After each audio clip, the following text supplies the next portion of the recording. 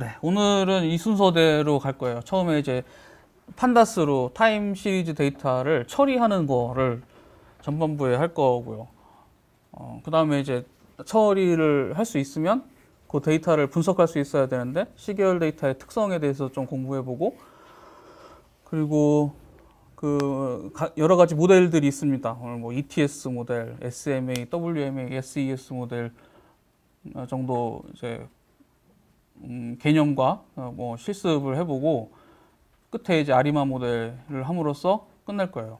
이게 여러분들이 평소에 사용하지 않는 것들이라서 굉장히 낯설고 어떤 부분에서는 개념 이해가 잘 안 될 수도 있습니다. 너무 이해를 다 하려고 하지 마세요. 이제 계속 반복적으로 해야지만 알 수 있는 거고, 그리고 꼭 얘를 알면 이제 여러 가지 그 다음에 이렇게 뭐 주식 포트폴리오 만드는 법 뭐 이런 거로 가는데 더 좋지만, 굳이 기본부터 다 알고 그 다음에 뭐 그 다음 단계를 꼭 해야 되는 건 아니니까 조금씩 그냥 약간 익숙해진다 정도 생각하시는 정도로 해볼 거고요. 자, 타임 시리즈 데이터 처리하는 것부터 시작을 해봅시다. 네, 시계열 데이터는 그 시간 데이터를 인덱스로 하는 연속된 데이터죠. 혹은 연속된 숫자 데이터. 판다스에서 그런 형태의 데이터를 처리하는데 굉장히 유용한 도구들을 지원을 해요. 그래서 그런 유용한 도구들을 데이타임 인덱싱 하는 방법, 그 다음에 리샘플링 하는 방법, 그 타임 시프팅 하는 방법, 또는 이제 롤링하고 익스펜딩 하는 방법 순으로 공부할 겁니다. 이제 시계열 데이터는 데이트 정보가 포함이 되어 있는데, 그걸 인덱스로 만들게 되면 그 다음에 이제 데이타임 인덱스를 활용할 수가 있게 되거든요. 보통 데이트라는 칼럼이 있으면 그냥 스트링 값으로 들어가 있는 경우들이 많은데, 그거를 데이타임 타입으로 바꿔서 인덱스로 변환을 하면 그때부터 판다스의 그 강력한 시계열 데이터 처리 기능을 사용할 수가 있어요. 그래서 그런 인덱스 만드는 방법에 대해서 좀 이따 학습을 하실 거고요. 그 리샘플링이라는 거는 데이터 단위가 굉장히 클 수도 있고 굉장히 촘촘할 수도 있잖아요. 그러니까 뭐 시나 분 단위 데이터일 수도 있고, 주나 월 단위 혹은 연 단위 데이터일 수도 있고요. 그러면 그거를 우리가, 또는 이제 중간중간에 빠져있는 데이터도 있을 수 있어요. 뭐 가령 뭐 초 단위로 로그를 남겼는데 뭐 두 줄의 로그가 같은 초에 기록이 된다든가, 이런 거 굉장히 흔하게 발생을 하죠. 그런 경우에 우리는 초 단위 데이터를 쓰기보다 그걸 뭐 분 단위나 혹은 뭐 10초 단위 이런 식으로 묶어서 어그리게이션 해서 사용을 하죠. 그런 거를 타임 리샘플링이라고 부릅니다. 보통은 이 판다스의 시계열 인덱싱 기능을 이 낯선 분들은 보통 이제 그룹 바이를 해가지고 그런 리샘플링을 해결을 해요. 저도 옛날엔 그랬습니다. 근데 오늘 이후로 요 리샘플링 하는 방법을 터득을 하시면 그룹 바이로 못하는 것도 굉장히 그 편하게 하실 수가 있게 될 거예요. 그 다음에 이제 타임 시프팅인데, 그 후반에 나오는 분석 알고리즘들을 보면 그러니까 시간을 이렇게 앞뒤로 이동시키는 경우들이 굉장히 많이 나오거든요. 보통 그럴 때 뭐 판다스도 그렇고 혹은 넘파이도 그렇고 뭐 그냥 로 파이썬으로 할 때도 우리가 그 인덱스 슬라이싱 기능을 사용해 가지고 많이 구현을 하는데, 그렇게 하면 이제 메모리도 많이 잡아먹고 시간도 느려지고, 뭐 또는 쉬프팅에 가지고 그 좀 이렇게 리더빌리티도 떨어지기 때문에 이 판다스의 쉬프팅 기능을 이용하면 굉장히 쉽게 그 문제를 해결할 수가 있게 됩니다. 마지막으로 롤링 앤 익스펜딩인데요. 데이터를 수집을 하게 되면 노이즈가 포함이 돼요. 어떤 데이터가 빠지기도 하고, 혹은 이제 뭐 중복되기도 하고, 아웃라이어가 들어가기도 하고요. 그런 경우를 위해서 어떤 데이터의 트렌드로 그 뭉뚱그려서 스무딩을 하는 경우가 있는데, 그럴 때 이제 롤링 민을 사용하죠.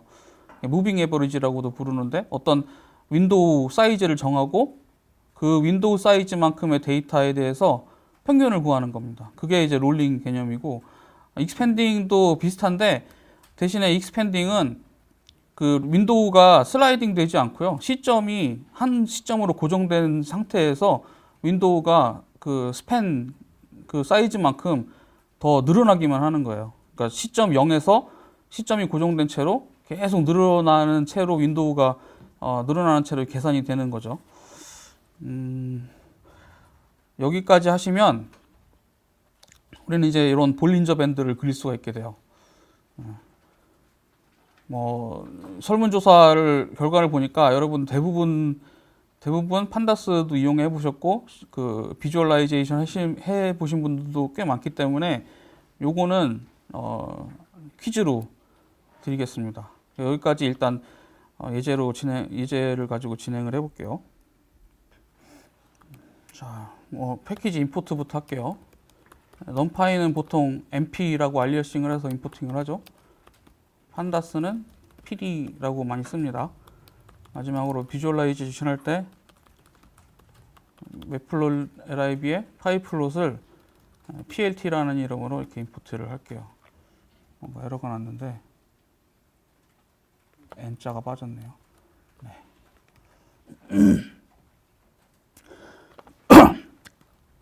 그리고 이제 이 시간에 중요한 데이타임 패키지에서 데이타임을 임포트를 해주세요. 요거를 안 사용해 보신 분들은 지금 이제 좀 집중을 해주시고요. 가령 오늘 날짜가 2019년 1월 24일이잖아요. 그럼 이런 식으로 데이타임으로 정의를 할 수가 있어요. 그래서 today를 열어보면 연, 월, 일 순으로 되어 있고 시와 분, 사실 초하고 밀리세컨드까지 할 수가 있는데 이거는 디폴트로 그냥 0으로 어사인 되고요.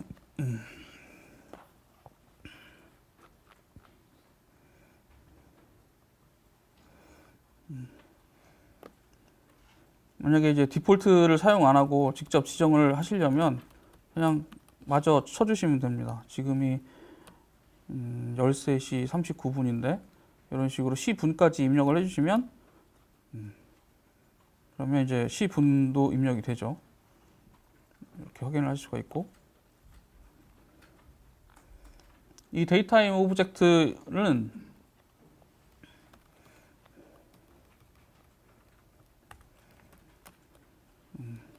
거기서 이제 멤버 변수를 통해서 뭐 연, 월, 일을 이렇게 접근을 하실 수가 있어요. 이런 식으로. 기본 사용법은 이렇고요. 자, 이 데이타임 인덱싱은 여기 이 데이타임 타입에서부터 시작을 합니다.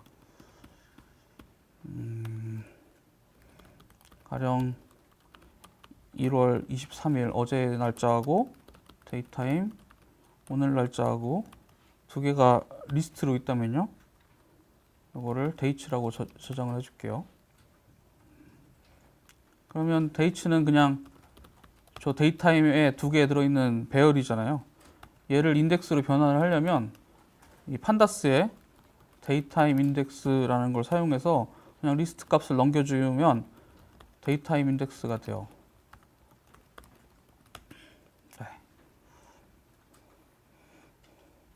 마치 이제 스트링 타입인 것처럼 보이는데 사실은 이제 데이타임 타입으로 저장이 되어 있어요. 그래서 여기 데이터 타입이 데이타임이라고 되어 있잖아요. 이게 이제 가장 기본적인 데이타임 인덱싱을 생성하는 방법입니다. 그러면 인덱스가 만들어졌으니까 데이터 프레임을 만들어 봐야죠. 보통 데이터 프레임 만들 때 데이터 프레임하고 데이터에다가 뭐 어떤 데이터를 입력을 해주고 인덱스에다가 여기다 이제 데이타임 인덱스를 주면 돼요.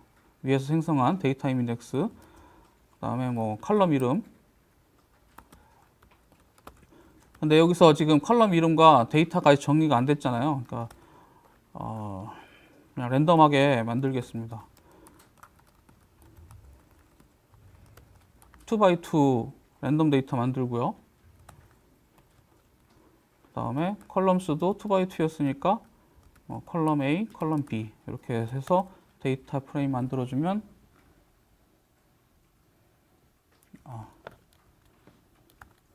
네, 이렇게 데이터 프레임이 만들어졌죠. 여기 보시면 이게 인덱스이기 때문에 굵은 표시로 표시가 됐잖아요. 만약에 우리가 이거를 인덱스로 안 하고 그냥 보통 사용하는 데이트 형태로 만들었다면 이런 형태로 표시가 될 거예요.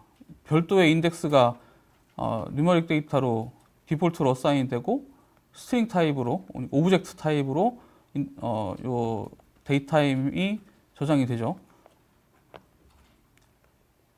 근데 우리가 데이타임을 인덱스로 지정했기 때문에 이런 식으로 데이터 프레임이 표시가 됩니다. 이 데이터 프레임을 df라고 저장할게요.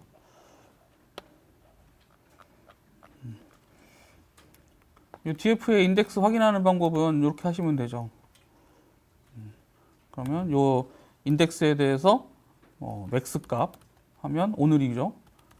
민 값 하면 어제가 되고 두 개 중에 하나니까요.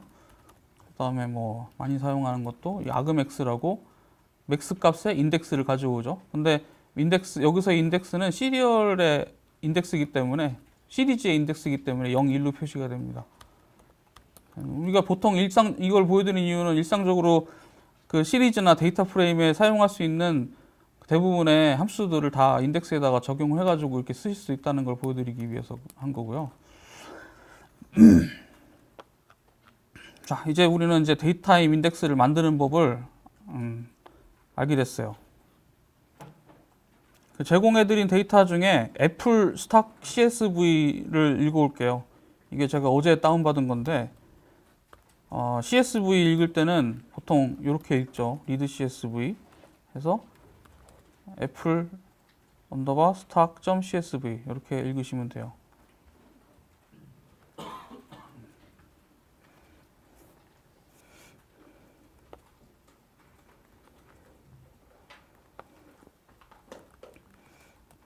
앞에 5줄을 보면 자, 여기서 주목하실 거는 인덱스가 데이타임이 아니라는 겁니다. 일부러 이렇게 저장을 해놨어요. 이렇게 뭐라고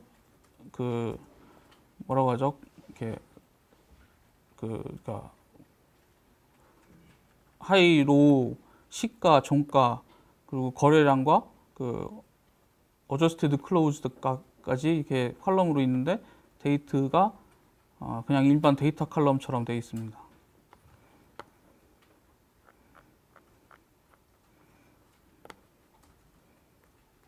실제로 데이터 프레임 인포 이렇게 해보시면 데이트라는 컬럼이 오브젝트 타입으로 있죠. 판다스에서 오브젝트라는 거는 인티저하고 플로트, 뉴머릭 데이터가 아니면 다 오브젝트라고 나오잖아요. 스트링이던 뭐 어떤 특정 개체건. 이거는 뭐 천상 스트링이라는 얘기인데 그러면 얘를 일단 데이터 타입으로 바꾸고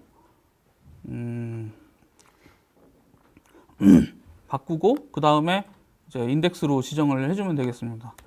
그렇게 바꾸는 방법은 여러 가지가 있는데 차례로 하나씩 알려드릴게요. 일단 데이트라는 컬럼이 있잖아요. 이게 시리즈인데 여기다가 이제 apply 해서 판다스의 toDateTime이라는 함수를 저 시리즈에 apply 하는 방법이 하나가 있어요. 그러면 조금 아까 요 apply 함수가 적용 안 됐을 때에 요 데이터 타입은 오브젝트죠.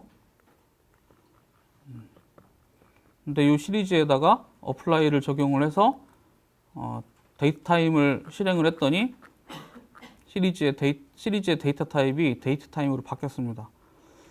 여기서 보이는 거는 스트링인 것처럼 보이지만 사실은 이제 그거는 그냥 화면에 표시하기 위해서 그렇게 바뀐 것뿐, 편의상 그렇게 보여지는 것 뿐이고 실제로는 데이트 타임 데이터들의 연속이 요 데이트라는 컬럼에 들어가 있는 거예요.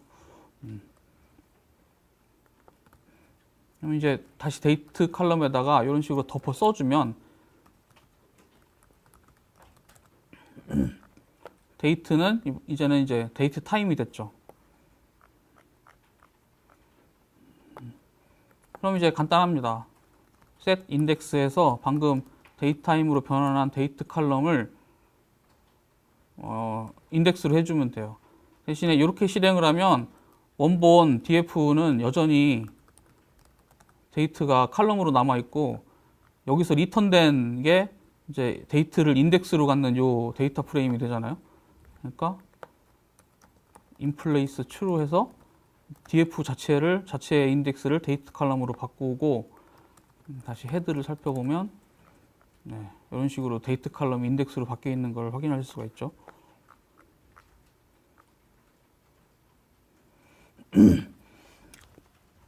자, 이제 그 판다스의 리샘플링 기능을 이용하시는데 동기부여를 해드릴 건데 이걸 몰랐을 때 어그리게이션 하는 거를 한번 해볼게요. 가령 우리가 먼슬리 데이터를 얻고 싶어요. 먼슬리 뭐 합계, 월 합계를 구한다면 일단 그 해당 레코드에 그 먼스를 알아야 될 거잖아요. 인덱스에서 꺼내오면 되죠. 인덱스 이게 데이타임 형태이기 때문에 아까 초반에 알려드린 것처럼 먼스 이런 식으로 먼스를 액세스할 수가 있어요. 이렇게 12월, 1월 쭉 이제 시리즈가 나오는 거죠. 그러면 요 데이터 프레임에 먼스라는 컬럼을 만들어서 하나 저장을 합니다. 그리고 df의 헤드를 보시면 이게 12월이기 때문에 먼스는 12월, 1월은 다 1월 이렇게 저장이 됐죠. 그 다음에 이제 그룹 바이를 보통 쓰는데 먼스 칼럼으로 그룹 바이를 한 다음에 썸 어그리게이션 해버리면 되죠. 그러면 월별로 합계가 나와요.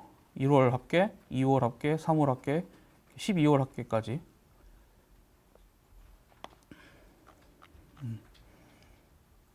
근데 여기에는 문제가 하나 있죠. 어떤 문제죠?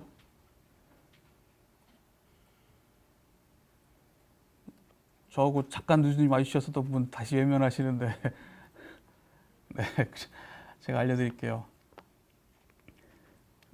연도가 달라졌는데 모든 월에 연도를 불문하고 모든 월의 합계가 다 들어가 버렸잖아요. 각 연도에 각 월별 합계가 돼야 되는데 그냥 먼스로 어그리게이션 해버렸기 때문에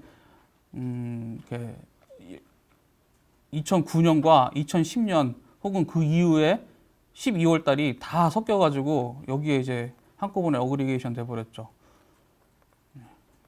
물론 이제 이 문제도 그룹 바이로 해결할 수가 있습니다. 뭐 이얼리 어그리게이션 하는 거는 조금 그런 문제가 덜하죠. 이번에는 칼럼을 저렇게 별도로 저장을 안 하고 그냥 바로 액세스를 할게요. 인덱스에 이어를 가지고 그룹 바이를 한 다음에 그냥 바로 썸 해버리면 그러면 연도별 합계가 나오잖아요. 이 경우에는 좀 전까지 그런 문제가 없습니다. 그러면 먼스하고 이어하고 합쳐서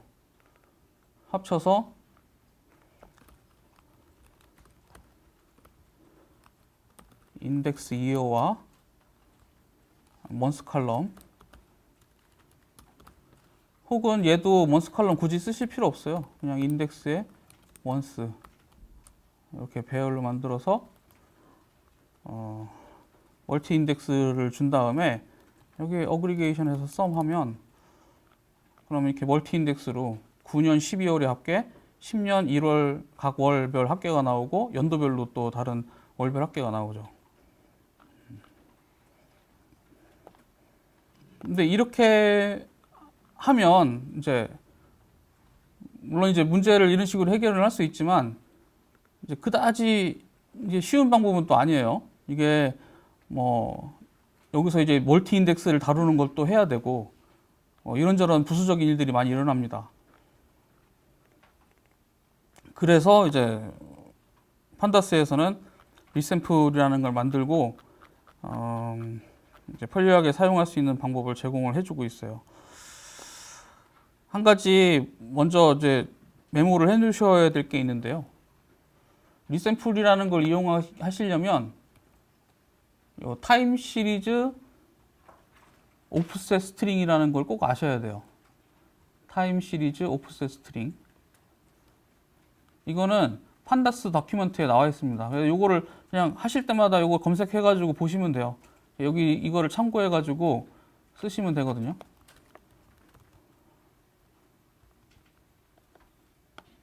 오프셋 알리아스라고 나오네요. 예, 요거.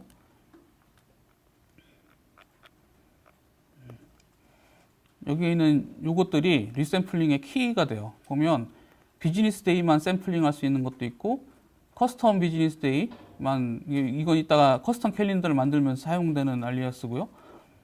그냥 데일리 프리퀀시, 위클리 프리퀀시, 위클리인데 먼슬리인데 스타트 1월 1일부터 시작한 15일부터 시작하는 게 있고 또 1월 1일부터 시작하는 게 있고 쿼터, 비즈니스 쿼터 다 이렇게 뭐 아워, 세컨드, 나노 세컨드까지 있습니다.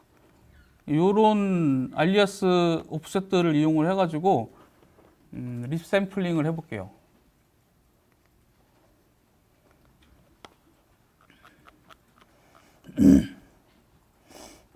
가령 아까 이얼리 그룹 바이 했던 거는 이렇게 하면 돼요. 리샘플 여기 룰에다가 애뉴얼 하면 애뉴얼 리샘플이 되고 이 뒤에다가 어그리게이션 함수 달면 됩니다. 썸이면 썸, 이러면 이제 매년 12월 31일을 기준으로 그 해를 다 서메이션 한 거죠. 평균이면 이렇게 어그리게이션 함수 민 이렇게 달아주면 간단하게 이제 리샘플링이 되죠. 그 다음부터도 계속 이 데이타임 인덱스를 할 수 있기 때문에 이게 강력한 거예요. 가령 2019년만 보고 싶다. 2009년만 보고 싶다. 그러면 여기다가 이렇게 쳐주면 2009년만 딱 나오잖아요. 이런 데이타임 인덱스의 인덱싱 기능을 이용하려면 이 리샘플을 이용을 하셔야지 유리하지. 아까처럼 그룹 바이가 되면 이런 식으로 범위 셀렉션을, 레인지 셀렉션을 할 수가 없게 되니까, 혹은 요걸 하기 위해서 다시 인덱싱을 해야 되는 불편함이 생기니까 이렇게 리샘플링을 이용하면 그런 문제점이 싹 줄어들죠. 여기에 그 룰로 제공되는 알리아스가 없이도 알리아스에 그 더불어서 우리가 커스텀으로 리샘플링을 할 수도 있습니다. 가령 뭐 매년 첫째 날 값을 뽑고 싶다. 그러면 애뉴얼리 리샘플 하고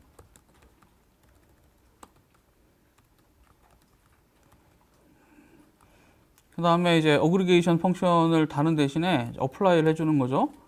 그리고 이 샘플 범위 안에 여기 어플라이 안에 들어오는 샘플들은 1년 단위로 들어오잖아요. 그 1년 단위에 첫 번째 값만 리턴하는 함수를 여기다 만들어서 가령 이제 first day라고 주면 되겠죠. 그럼 이 first day라는 함수를 정의를 하면 되는 거예요. 가령 여기에 뭐 샘플이라는 파라미터가 들어왔다면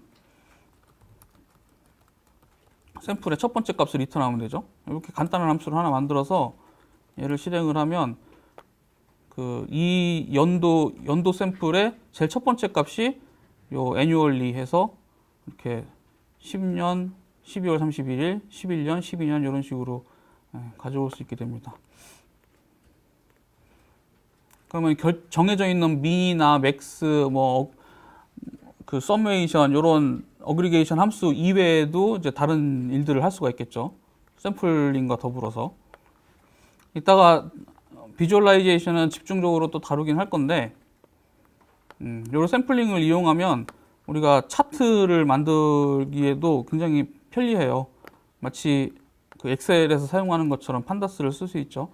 가령 그 종가의 연평균을 바 차트로 그려라 라고 한다면 일단 종가를 셀렉트를 하고 셀렉트된 종가를 애뉴얼리 리샘플 하죠. 룰은 써도 되고 안 써도 됩니다. 첫 번째 파라미터이기 때문에. 그 다음에 종가의 연 평균이니까 이제 평균. 말 그대로잖아요. 종가의 연 평균. 그러면 이제 시리즈가 나올 거잖아요. 판다스 시리즈가 리턴 될 텐데 그 시리즈의 플롯. 해서 바플롯으로 그려달라. 이렇게 해주면 바로 연별 매년의 종가를 확인할 수가 있죠. 이제 애플 주식이기 때문에 계속 올라가기만 하고 떨어지진 않습니다. 요즘에 떨어지고 있죠, 막. 또 다른 예제를 하나 해볼게요. 가령 이제 오픈 가격에 월별 최대값을 바 차트로 그려라 라고 한다면 다시 오픈 가격을 셀렉트하고 리샘플 하는데 이번에는 monthly, 그 다음에 최대값, monthly 최대값 하고 플롯. 이렇게 그냥 말하듯이 코딩을 해버리면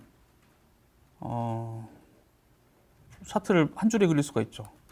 이게 데이터가 많기 때문에 사이즈를 좀 키워볼게요. 15에 8.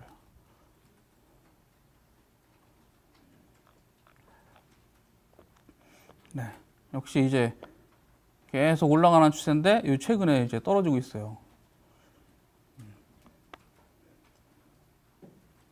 이게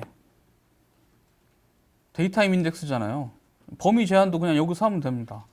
가령 2015년 이후다? 그러면 이런 식으로 범위 제한을 바로 할 수가 있어요. 2015년 8월 이후 하면 그냥 이렇게 해버리시면 돼요. 이게 이제 이 판다스가 읽는 몇 가지 패턴들이 있어요. 가령 뭐 요거를 이렇게 해도 되고요. 그 몇 가지 패턴들에서 벗어나지만 않으면 요 스트링을 얘가 읽어서 데이타임으로 바꾼 다음에 내부적으로 인덱스에 대해서 크기 비교를 해서 범위 셀렉션을 해주거든요. 2015년에서 2015년 뭐 12월까지다. 그럼 이런 식으로 셀렉트를 할 수가 있습니다. 이게 이제 데이타임형 인덱스를 쓰는 가장 중요한 이유죠. 범위 셀렉션이 이렇게 쉽게 될 수 있다는 거.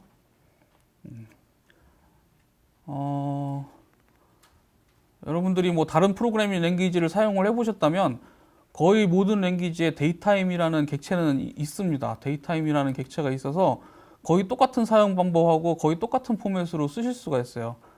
그런데 이렇게 레인지 셀렉트가 편리하게 되는 거는 그 어떤 랭귀지에도 없어요. 판다스 그 데이타임 인덱스의 특장점 중에 하나죠. 아까는 데이타임 인덱스를 만들 때 데이타임 형태 두 개, 어제 날짜하고 오늘 날짜로 두 개를 만들고 그걸 배열로 만든 다음에 데이타임 인덱스를 만들었잖아요. 그러면 그렇게 데이타임 형태로 인덱스를 만들기 위해서 데이타임 객체를 일일이 계속 만들면서 이렇게 데이타임 인덱스로 변환을 해줘야 되느냐? 이제 그렇지 않습니다. 데이트 레인지라는 게 있어서 여기다가 스타트하고 엔드 범위를 지정을 해가지고 데이타임 인덱스를 만들 수가 있어요. 우리가 데이트 타임에 가령 2018년 8월 1일부터 엔드 값을 근데 이제 여기서 한 가지 또 우리가 활용할 수 있는 그 도구는 프리퀀시입니다. 이거를 비즈니스 데이 프리퀀시로 만들 수가 있다는 게 여기에는 주말이 없어요. 이렇게 만들어진 데는 얘가 토요일, 일요일은 빼놓고 그 비즈니스 데이만 인덱싱을 한 겁니다. 만약에 이거를 이런 데이타임의 장점을 이용하지 않고 만든다면 우리가 날짜별로 루프를 돌면서 그 날짜가 토요일인지 혹은 일요일인지를 다 검사를 해가면서 이 데이타임 인덱스를 만들어야겠죠. 근데 이제 판다스에서는 그냥 이렇게 그냥 한 줄로 그 작업을 다 할 수가 있는 거예요. 가령 이거를 데이트 레인지라고 저장을 할게요.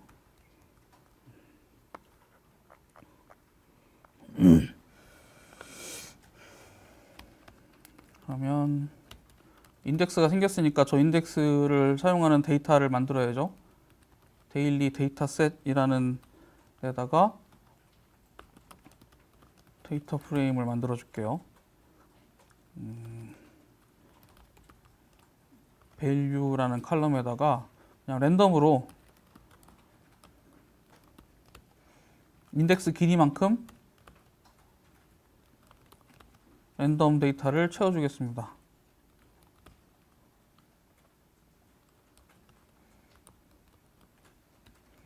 다음에 인덱스를 아까 만든 데일리 데이트 레인지로 지정을 해주면 되겠죠. 자, 요게 데이터고 요게 인덱스고 이렇게 하면 조금 보기 쉬워지시나요? 에러가 났네. 아, 데이터 프레임이죠. 데이트 프레임이 아니라. 네. 자, 여기 보시면 8일, 9일이 빠져 있죠. 그게 이제 그 주말이기 때문에 인덱스에서 제외됐기 때문이고요. 그러면 요 데일리 데이터셋은 주말이 없는 비즈니스 데이들의 데이터 프레임이 됐잖아요. 이거를 다시 리샘플링 해볼게요. 해당 주에 미니멈 값을 월요일 값으로 표시하려면 이렇게 할 수가 있어요. 리샘플 하는데 위클리를 먼데이 기준으로 하고 미니멈 값을 거기다가 어사인합니다. 그럼 이게 다 월요일들이에요. 9월 3일, 9월 10일, 9월 17일. 그리고 해당 주에 최소값이 거기에 어사인된 거죠. 아까 보신 그 옵셋 알리아스들이 굉장히 여러 종류가 있었잖아요. 이 위클리 뒤에 이렇게 먼데이, 뭐 투스데이 이렇게 요일을 붙이실 수가 있어요. 그거를 참고를 하시면 굉장히 여러 가지 형태의 그 많은 그 다양한 응용을 하실 수가 있습니다. 먼슬리 같은 거 이제 쉽죠. 데이터셋에 리샘플 먼슬리 하고 미니멈. 그러면 해당 월의 최소값이 이거는 기본적으로 그 달의 마지막 날짜를 인덱스로 사용하게 되거든요. 마지막 날에 이렇게 만약에 그룹 바이로 하면 그 해당 월의 마지막 날을 가지고 오는데도 일이 될 거예요. 물론 그룹 바이 한 다음에 날짜가 제일 최대값 그 해당 월의 최대값을 가지고 그 최대값을 가진 날짜에다가 이렇게 데이터를 어사인하면 되겠죠. 그런 식으로 뭐 극복을 할 수 있는데 만약에 데이터에 마침 그날이 미싱이에요. 9월 30일이 없어. 미싱 데이터가 있어서 9월 20일까지만 있다. 그렇게 되면은 심각한 오류가 발생을 하겠죠. 그거를 또 검증하는데도 시간을 많이 쓰게 될 겁니다. 그러니까 이렇게 리샘플을 알게 되는 순간에 정말 많은 시간들을 세이브할 수가 있고 많은 오류들을 이제 극복을 할 수가 있게 돼요. 자, 쉬프팅.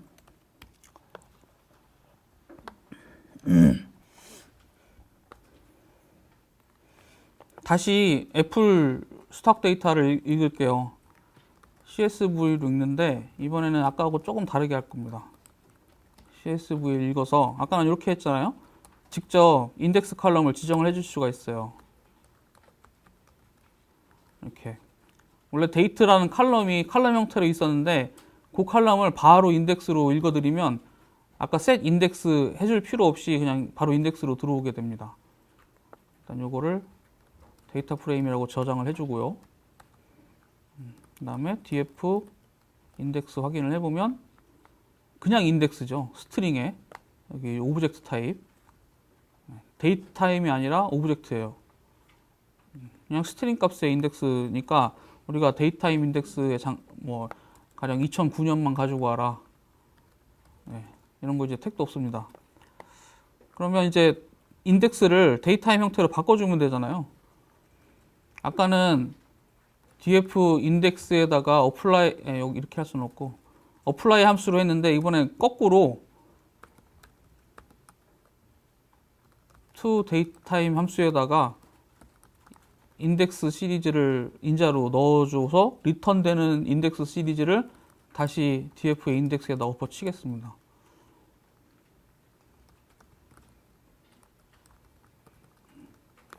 이번엔 이제 데이타임 인덱스로 바뀌었죠. 여기 데이터 타입도 데이타임으로 됐고요. 한 가지 방법을 더 알려드린 거예요. 아까는 그 컬럼에다가 데이트라는 컬럼에다가 어플라이를 통해서 이 판다스의 to 언더바 데이트타임 함수를 어플라이해서 그 어플라이한 애를 인덱스로 만들었는데 이번에는 그냥 인덱스를 to 데이트타임에다가 인자로 하고 리턴된 데이트타임 인덱스 시리즈를 데이트타임 시리즈를 그냥 인덱스에다가 바로 엎어 써버리는 방법으로 했죠.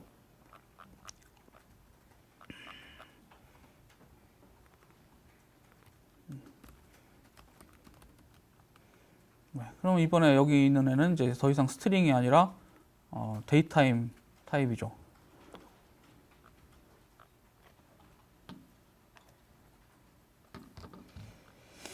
자, shift. 물론 이렇게 할 수 있어요. 가령 이제 종가를 셀렉트 한 다음에 이 종가를 뭐 numpy 어레이로 바꾼다면 이거를 뭐 temporary라고 해서 저장을 해 놓을게요. temporary를 끝에 shift까지 뭐 끝에 마지막 한 개 전까지 이렇게 shift 하거나 혹은 첫 번째 거에서 마지막 거까지 하면 앞에 게 빠지니까 얘하고 얘하는 시간차가 하나가 나죠. 요 값이 여기 와 있잖아요. 그리고 이 값이 여기 마지막에 와 있으니까 이렇게 하나가 얘를 두 개를 매칭시키면 한 스텝 시프팅 된 데이터를 만들 수가 있어요. 근데 요 칼럼들을 다 일일이 다 그렇게 해주면 번거롭죠.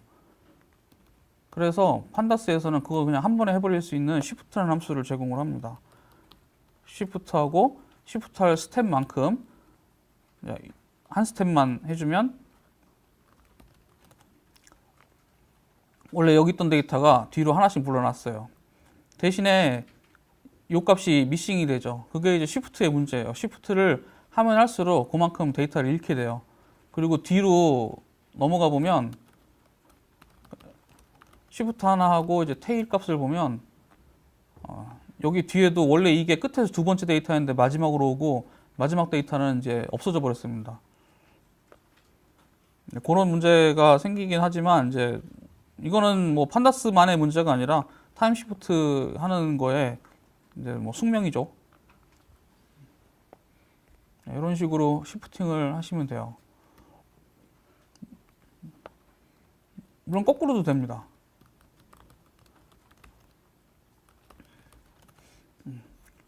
이번에는 두 번째 데이터가 첫 번째에 오고 첫 번째 데이터는 위로 밀려서 없어져 버렸어요.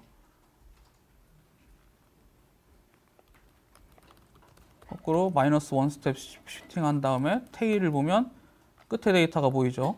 이번에는 이제 뒤에서 한 스텝 위로 올라갔기 때문에 미싱 데이터가 맨 마지막에 발생을 하게 되고요. 이런 식으로 거꾸로도 이제 시프팅을 할 수가 있어요. 그러면 시프트를 이렇게 타임 시프팅 할 만큼의 이런 걸 이제 끝에 후반부에 가면 레깅이라고 부르거든요. 레깅 혹은 레그, 뭐 레그드 데이터 이렇게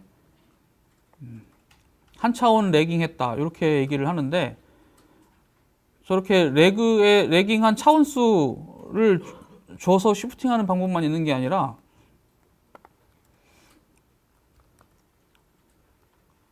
타임 시프트라는 것도 있어서 프리퀀시를 먼슬리로 주고 요 프리퀀시에 대해서 한 피어리어드만큼 시프팅할 수가 있습니다. 그러면 이거는 이제 이전에 그 마지막 달의 데이터가 되는 거죠. 다 한 달씩 뒤로 밀려서. 가령 여기에 데이터 프레임은 이제 그런 문제가 없는데 일자별로 다 있으니까요. 근데 이제 2가 빠졌다거나 뭐 이런 경우에 일괄적으로 다 뭐 한 개씩 시프팅을 하면 인덱스가 아기가 안 맞을 때가 생길 수 있잖아요. 그러니까 이런 식으로 프리퀀시를 지정을 해가지고 그 프리퀀시에 한 피어리드만큼 혹은 뭐 두 달만큼 혹은 1년만큼 이런 식으로 시프팅을 하실 수가 있어요.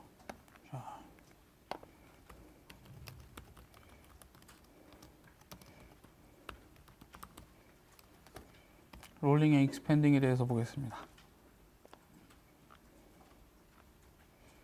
또 한 번 애플 스탁을 읽을게요. 또 다른 방법입니다. 리드 CSV에 데이터를 애플 스탁으로 주는데 아까처럼 인덱스 칼럼을 데이트 칼럼을 인덱스로 하라고 지정을 해주고 여기다가 직접 데이트를 파싱하라고 해줄 수가 있어요. 파스 데이트 하고 true 하면 이 친구가 컬럼에 대해서 검사를 해서 자기가 파싱할 수 있는 형태의 칼럼이 발견이 되면 그거를 데이타임으로 변환을 해가지고 옵니다. 간편하죠. 아까처럼 뭐 어플라이 할 필요도 없고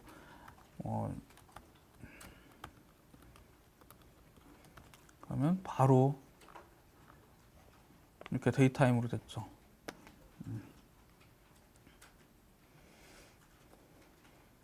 혹은 여기다가 true 대신에 리스트를 줄 수가 있어요. 리스트에다가 내가 변환하길 원하는 칼럼을 이렇게 직접 지정할 수도 있습니다.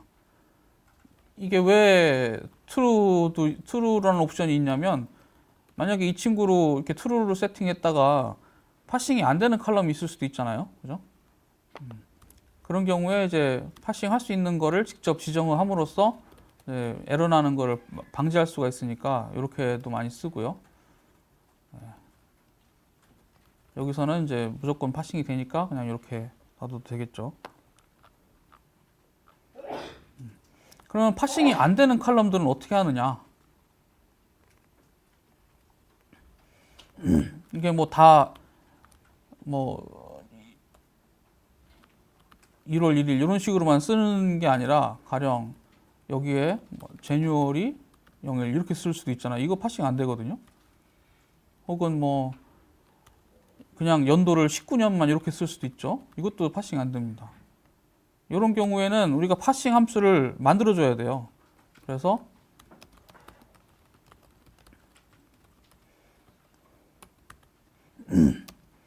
인덱스 칼럼을 다시 데이트로 지정을 하고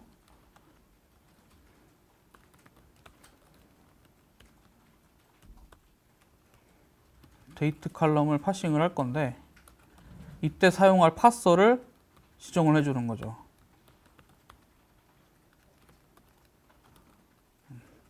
그러면 데이트 파서라는 함수를 우리가 디파인을 해야 될 거잖아요.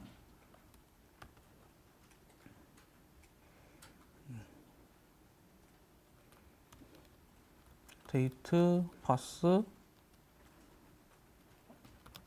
하고 데이타임을 받아서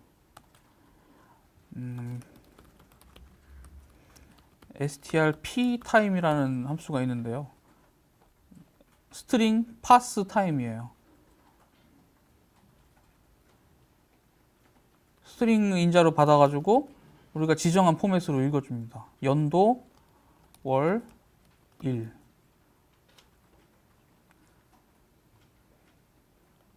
해서 리턴하면 되겠죠. 얘를 DT라고 하면 경험이 많은 사람들은 이거 데이타임 형태의 파라미터겠구나 생각을 할 수 있거든요. 그러니까 이거를 뭐 스트링 DT 이런 식으로 하면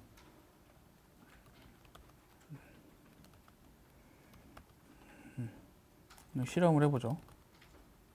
파서라고 해야 되는데 파서 19년 1월 1일 하면 이제 데이타임으로 리턴이 됐잖아요. 요 형식만 우리가 다른 형식으로 이제 바꿔주면 되겠죠. 가령 이제 어떤 칼럼에 데이트 날짜 연월일이 있는데 순서가 월, 일, 연이다. 그러면 얘 포맷만 이렇게 바꿔주고 이 인자에 대해서 똑같은 데이타임이 리턴될 수 있도록 해주는 겁니다. 근데 우리 데이트 칼럼은 이렇게 돼 있으니까 다시 바꿔주고요. month, day. 네, 데이트 파서를 여기다 주면 이렇게 이 파서를 이용해서 데이트 칼럼을 파싱을 하고 그거를 인덱스로 만들어서 데이터 프레임을 만들었죠. 자, 7일짜리 롤링민을 한번 구해볼게요.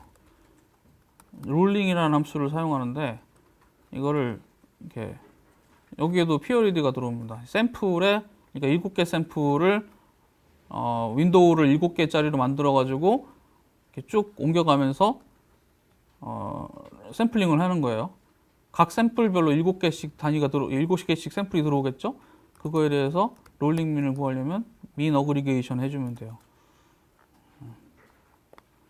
그러면 이건 일주일치, 7일치 데이터가 어그리게이션 된 거고 7일치가 롤링이 됐기 때문에 앞에 7개는 데이터가 모질라죠. 처음에 롤링을 해도 데이터가 1개고 두 번째는 2개고 세 번째는 3개고 일주일이 지나기 전까지는 7개가 안 차기 때문에 그렇게 그 롤링 하는 피어리어드만큼 데이터가 앞에 미싱이 발생할 수밖에 없게 되고요.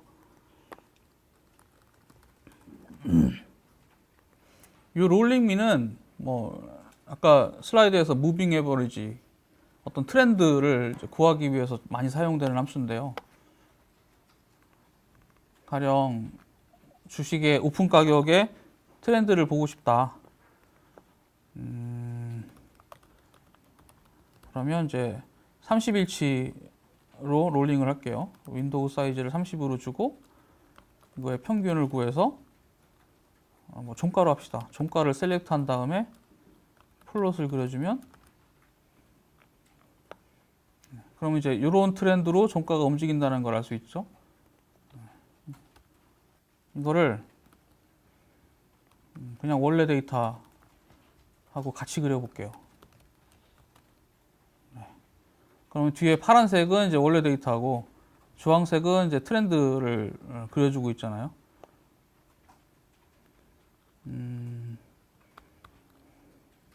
2019년만 보겠습니다. 그러면 저 막 오르고 내리고 하는 게 조금 더 자세히 보이겠죠?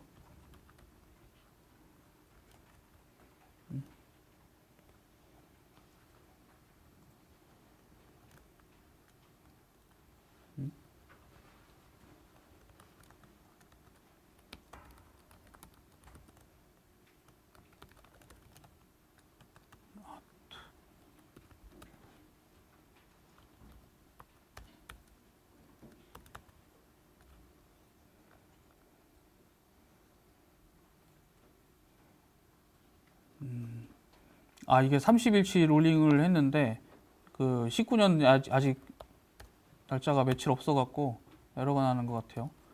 8년부터 보면 이게 30일치를 에버리지를 구해서 맨 마지막 30일이 지난 마지막 날에 그 데이터를 어사인 했기 때문에 트렌드를 그려주긴 했는데 뒤따라가죠. 여기에 나오는 트렌드가 요만큼의 트렌드가 여기에 표시되고 요런 트렌드가 여기에 표시되고 이렇게 뒤따라가는 형태를 보여줄 수밖에 없어요. 요 무빙 에버리지의 문제가 이런 게 있습니다. 윈도우 사이즈가 커지면 커질수록 트렌드가 실제를 반영하지 못하게 되는. 대신에 요거를 30일이 아니라 가령 뭐 일주일치다 라고 한다면 훨씬 더 이제 빨리 따라가는 트렌드 곡선을 볼 수가 있죠.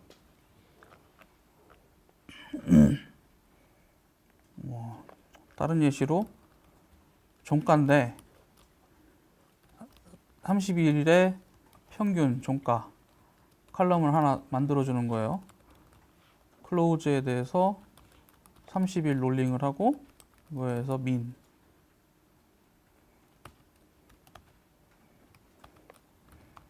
그리고 종가와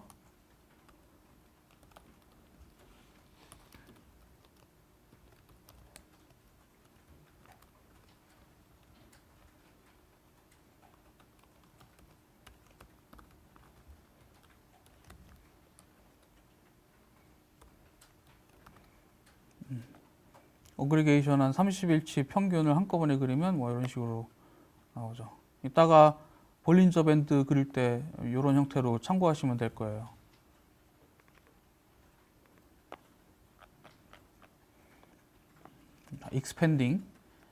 익스펜딩은 롤링은 뭐 가령 뭐 데이터를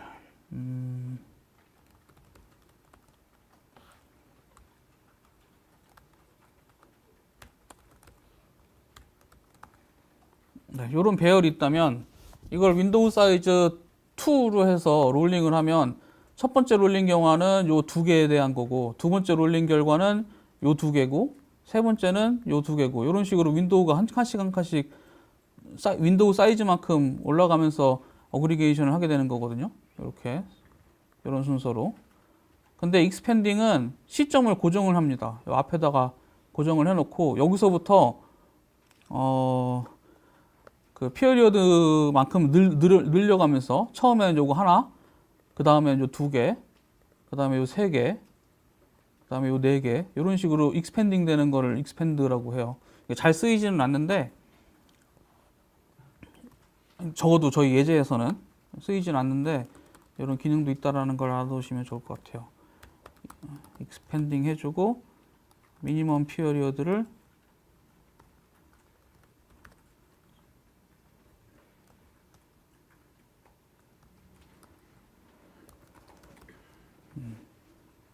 그래서 익스펜딩 해가면서 누적된 클로우즈 데이터 종가에 대한 평균을 누적 평균을 플로팅하면 이런 식으로 그릴 수가 있죠.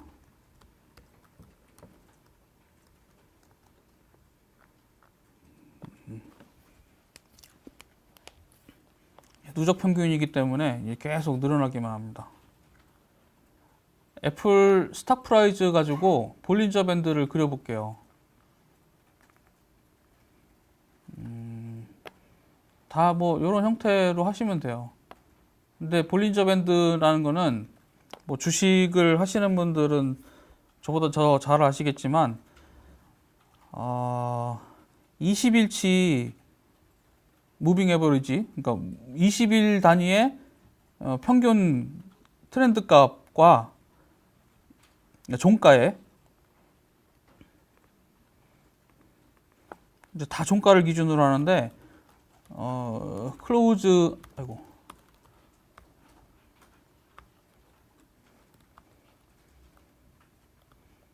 일단 종가를 셀렉트를 하고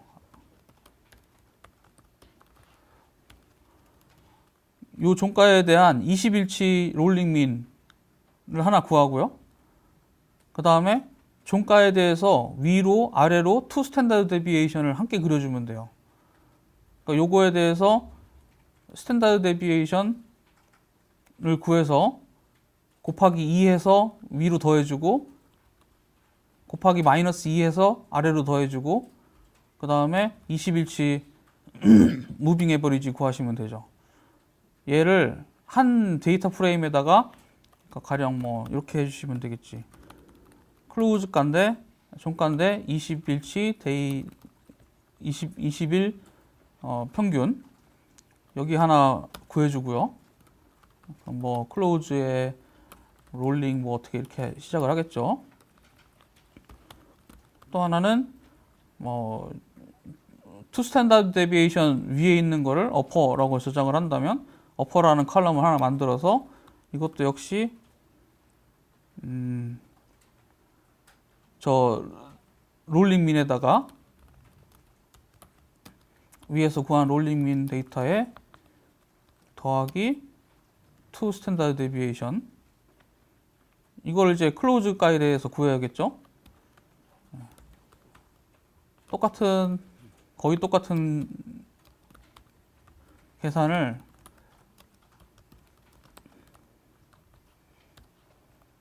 이번엔 빼주면 되죠. 투 스탠다드 데비에이션 클로즈에 대해서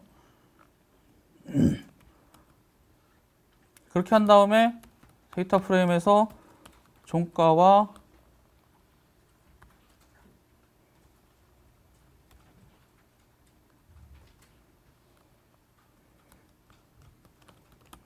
(20일치) 데일리 평균 그리고 어퍼 로어를 셀렉트해서 그냥 플로팅 해주면 됩니다. 이거 하시는데 10분 드릴게요. 40분까지 해보시고요. 그 다음에 이제 같이 풀고 그 다음에 쉬는 시간 가질게요. 자, 해보죠. 뭐 저는 주식을 안 합니다만 볼린저 밴드가 사야 할 때, 팔아야 될 때를 결정하는 도구로도 아직도 쓰신대요. 이거 제가 뭐 금융사 가서 또 뭐 강의를 할 때가 있는데 그분들이 그러시더라고요. 그러니까 투 스탠다드 데비에이션, 그러니까 20일짜리 트렌드를 보고 그 20일치 트렌드보다 투 스탠다드 데비에이션 위에 있으면 사야 될 때인 거고, 이제 내려가면 팔아야 될 때인 거고, 그런 거죠. 어디까지? 얘네들은 이제 지우고. 그럼 일단 20일치 스탠다드 롤링민을 구하려면 윈도우 사이즈를 20으로 롤링 해준 다음에 민 하면 되겠죠. 그러면 이 컬럼에 20일치 롤링민 무빙 에버리지가 저장이 됐고요. 그리고 다시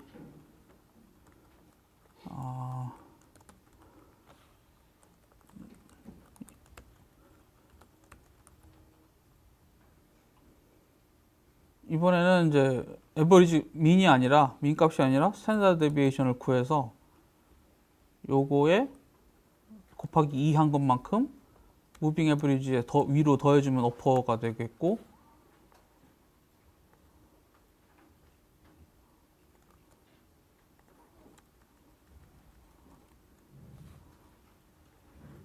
똑같이 투 스탠다드 데비에이션을 빼주면 로어가 되겠죠.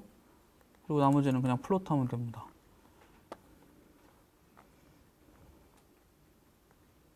이제 사이즈가 뭐 좀 좁아서 약간 늘려주면, 네.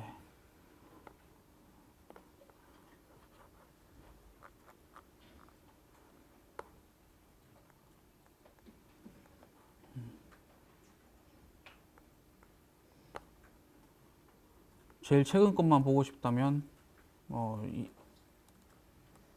2018부터 마지막까지 셀렉션 해주면 되겠죠. 네.